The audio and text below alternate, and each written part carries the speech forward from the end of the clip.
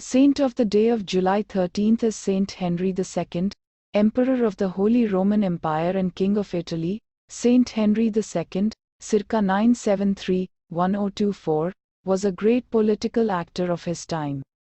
Together with his wife, Saint Kunigunde, circa 978-1039, he promoted the building of churches and monasteries and contributed to the renewal of the church.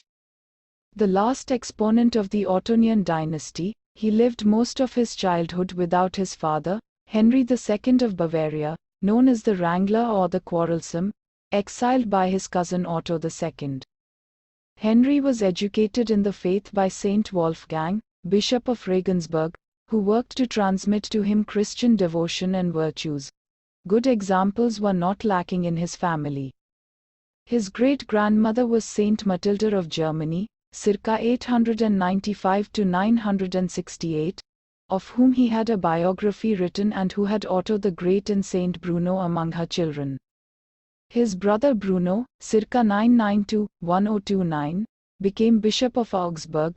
His sister Cassala of Bavaria, circa 980-1065, was a blessed woman, who married the famous Saint Stephen of Hungary, a pivotal ruler for the Christianization of the Magyar land.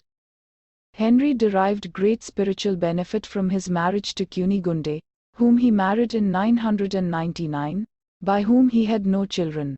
This circumstance led to the spread, towards the end of the 11th century, of the story that the two had lived a marriage like that of Saint Joseph, that is, consecrated to virginity.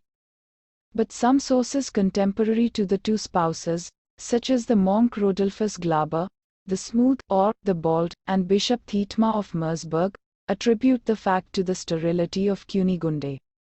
For Germanic law he could have repudiated her, as several sovereigns used to do in the absence of heirs, but Henry refused to resort to this custom. In fact, he wanted to share his life with his wife, an element that probably contributed to spreading his reputation for holiness. Thietmar reported that Henry, during the 1007 Synod in Frankfurt, said these words, "For my divine reward, I have chosen Christ as my heir, for I no longer have any hope of having a descendant." On the political front he sought above all to consolidate power in Germany, of which he had become king in 1002. He was involved in several war campaigns against Bolesław I of Poland, the first Polish king to be baptized at birth. His father was Mieszko I, who had received baptism in 966, a historic date for Christianity in those lands. For this clash with a Christian sovereign, he received harsh criticism from Saint Bruno, aka Boniface, of Querfurt, who was seeking support for the missions in Eastern Europe. Henry had to go south to Italy for the first time in 1004 to quell the rebellion of Ardwine of Iveria, who had been elected king by some vassals hostile to the empire. And he returned with Kunigunde in 1014, when he was crowned emperor by Benedict VIII. In those days a synod was held in Rome and the saint asked and obtained from the pontiff to include the recitation of the Creed, including the Filioque, whose liturgical use had begun around the 8th century and was gradually taking root in all the festive masses and other special celebrations. In the following years Henry consolidated his alliance with the Church.